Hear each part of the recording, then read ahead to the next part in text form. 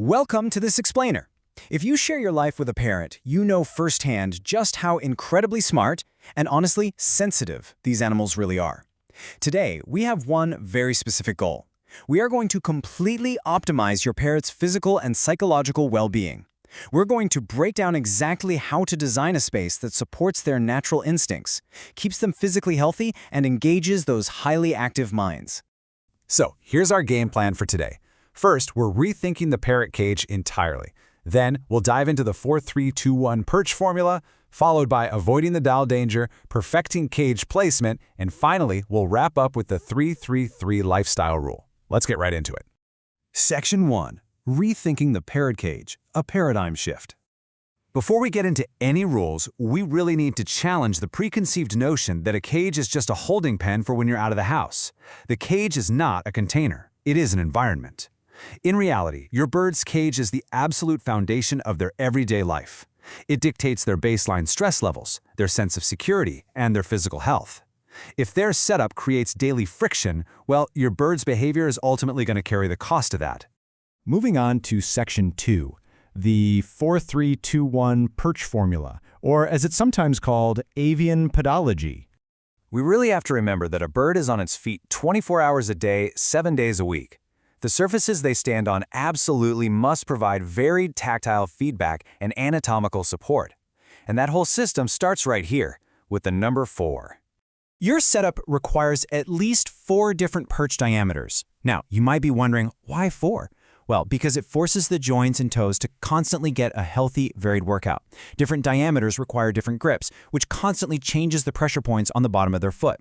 This is exactly how you promote long-term foot mobility and prevent painful pressure sores. Okay, down to number 3 on our countdown. You need at least 3 different textures in there. Notice how a natural branch with the bark still attached provides this rough, uneven texture?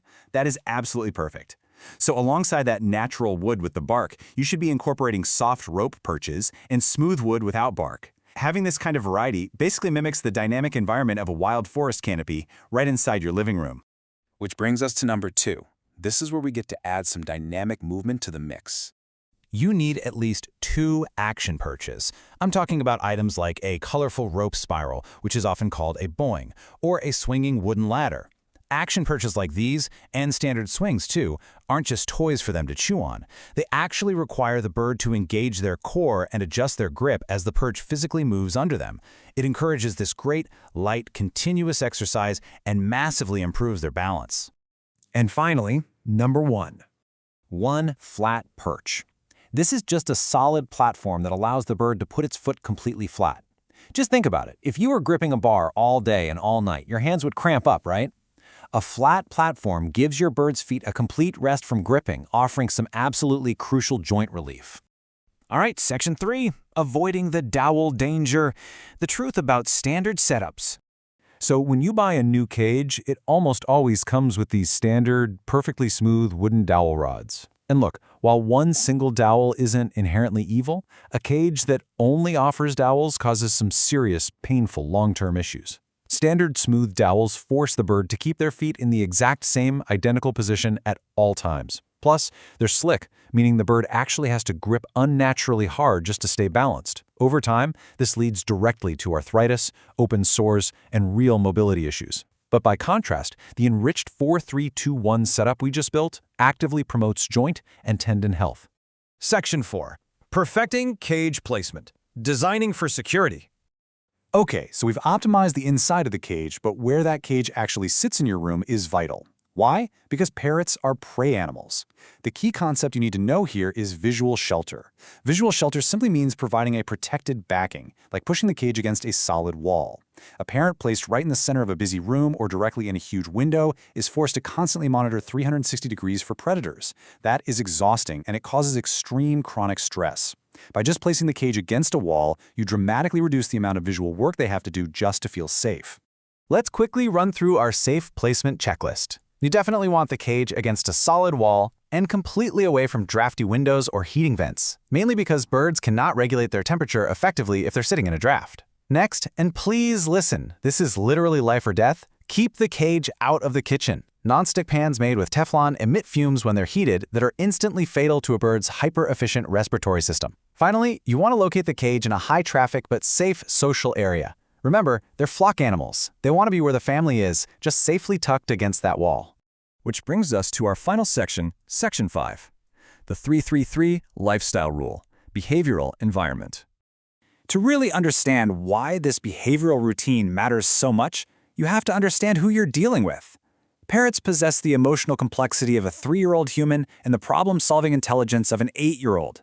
In the wild, they spend up to 70% of their entire day actively foraging and solving problems. If you just lock an 8-year-old's brain inside a container with nothing to do, well, you get stereotypic behaviors. I'm talking about screaming, aggression, and feather plucking. We absolutely have to provide mental enrichment. To make this actually manageable for you, we use a bit of cognitive chunking with the 333 rule. First, you need 3 hours of social interaction daily. Now don't panic, that doesn't mean 3 continuous hours of physically holding them. It means doing some one-on-one training, sharing time while you watch TV, or even just keeping up vocal contact from across the room. Next, 3 different mental enrichment toys or tasks. Rotate their foraging puzzles, provide soft, shreddable wood, actually make them work to find their food, and lastly, 3 opportunities for physical exercise. This could be supervised flight in a safe room, climbing up and down those ladders we talked about, or exploring a large play gym. Balancing these 3 axes is exactly how you prevent behavioral atrophy. So the absolutely crucial point here is this. Everything we've talked about today, from those 4-3-2-1 perches to the visual shelter of the walls, right down to the 3-3-3 behavioral routine, it all works together like one giant puzzle. I want you to go look at your bird's current setup right now. Ask yourself honestly, are you providing a simple container or a thriving, dynamic environment? Your parrot relies entirely on you to design their whole world. So take these frameworks, apply them, and watch your feathered friend truly begin to thrive.